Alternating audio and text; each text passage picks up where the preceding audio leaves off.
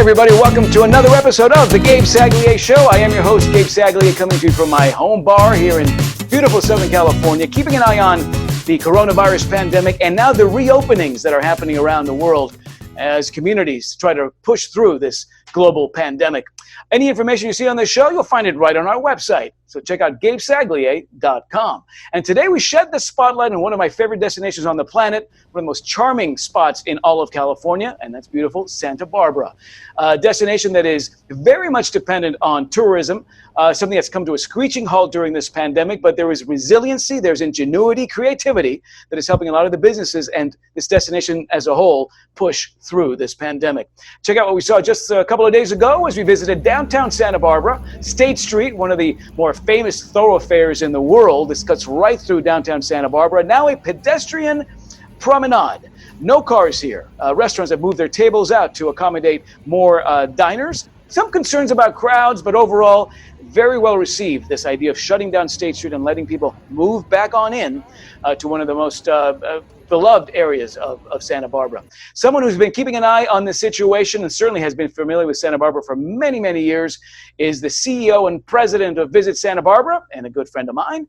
Say hi to Kathy Janega-Dykes. Hey there, Kathy. Great to see you. Welcome to the show. Thank you. It's great to be here. It's great to see you. Yeah, I know. Even if we have to do it this way for now, this will have to do. I love the fact we're going to talk about Santa Barbara, one of my favorite spots on the planet. Because we're talking Santa Barbara, I did pull from my home bar here one of my favorite Santa Barbara wines. This is a Rusac Syrah, just a beautiful wine that was aged in mostly French oak, but a great example of the Syrah potential in Santa Barbara County. So I'll be sipping some of this if you don't mind while we chat. No, in fact, I will open another bottle later on because I'm very envious that you're enjoying right now. Yeah, good. It's meant to inspire the popping of the cork. Of course. Kathy, we've known each other for a long time. You've been with Visit Santa Barbara for more than 15 years. Yes. So for folks who have not been there in the past, what makes Santa Barbara such a charming, magical, special place? Well, first of all, Santa Barbara is also one of my favorite spots as well, too. And it's long been known as the American Riviera. We're 90 miles north of Los Angeles, and the pace is very relaxed and unhurried. And what people comment the most on how beautiful Santa Barbara is, it's this natural and built landscapes that are absolutely in perfect harmony. The city sits between the majestic mountain range, as you know, on the other side are our vineyards, and the beaches along the Pacific Ocean, with the Channel Islands just offshore. And we're known for Spanish colonial revival architecture. So if you can picture this beautiful little paradise with signature red tile roofs and white adobe walls and wrought iron details as well, too. No, it's a gorgeous view. I love being at the top of the courthouse. I love being on the rooftop at the Canary Hotel. I mean, there's these great vantage points where you can really get that 360-degree perspective of this amazing town. It's also a very resilient town. I mean, we're talking about the coronavirus pandemic now, but this is really sort of the latest in the short history here of what Santa Barbara has had to go through, from wildfires to mudslides. There is this resiliency to this community that probably manifests itself, certainly now as we're dealing with a COVID situation, no? Yeah, as you know, in spite of the challenges that we're currently facing, and they're awful challenges, one thing I know for certain is our community is resilient, as you said, and certainly more unified than ever. Santa Barbara residents and certainly the business community really know how to come together in a time of need.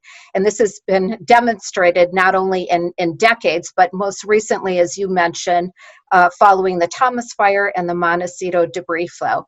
Tourism is a big a reality in Santa Barbara, close to a $2 billion industry every year, which clearly came to a bit of a halt, right? I mean, a pretty obvious halt here. What have you seen on the ground? What are the businesses that have been most affected? And more importantly, how have they actually taken this as an opportunity to reinvent what they do, how they do it, and how they present themselves to the rest of the public? Well, really, our tourism industry has come to a standstill, as you know, and U.S. Travel has reported that this is 9 times more devastating to the economic output than the 9/11 terrorist attacks. But I think that this standstill has really certainly shown how critical our industry is to our local economy, and how how important it will be to our overall recovery. In terms of the hospitality industry, just as everywhere else, all of our business is basically closed. Our hotels are open for essential business right now, but about 20% of our hotels closed immediately. And we're hoping that we'll be able to see leisure travel resume sometime this summer, and certainly are waiting for the governor's announcement, hopefully sooner rather than later. You're not working in a silo. You are working with other destination organizations. You're working with Visit Santa Barbara. How big is this wheel of which Santa Barbara is this very important cog, would you say?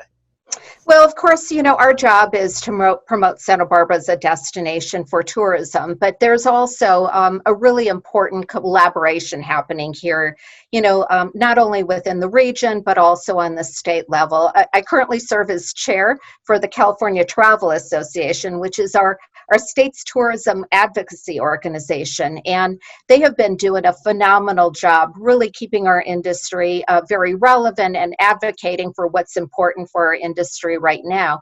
On the other side, the marketing arm, which is Visit California, headed by Carolyn Batetta, who's incredibly talented, is really taking the lead in, bringing tourism back to the state when the time is right, too.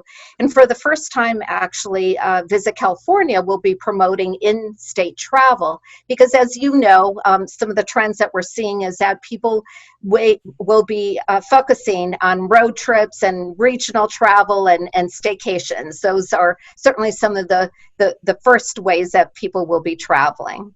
Santa Barbara definitely benefits from that LA crowd that is seeking this escape, this sanctuary from the much busier situation down the coast.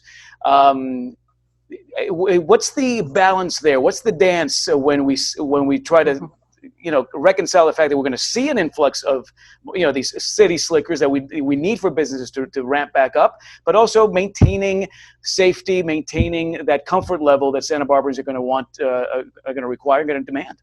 Certainly the health and safety of our visitors, our residents, and certainly hospitality workers are of paramount concern. Those are the priorities, right? So how do we promote responsible travel?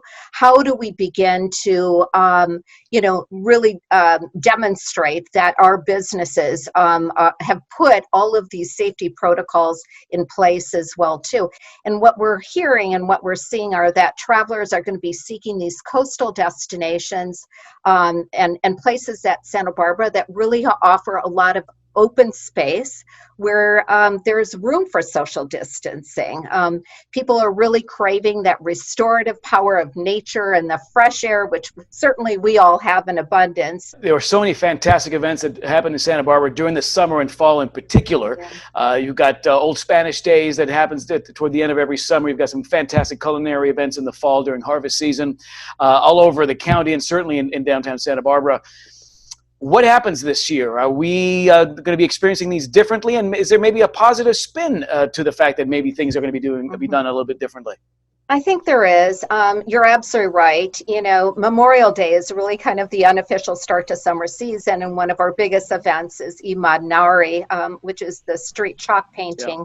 Festival that was done virtually, but it was done differently where people actually could paint throughout the community and more people can enjoy it. The same will be also said of Solstice, which is held in June, and then Fiesta, celebrating kind of our Spanish heritage, Old Spanish Days in August. Most of those events will also be held virtually. But I think to your point, for those people that maybe can't be there in person for parades and things like that, at least a lot of them can be enjoying them, virtually as well. So we can appeal to more people.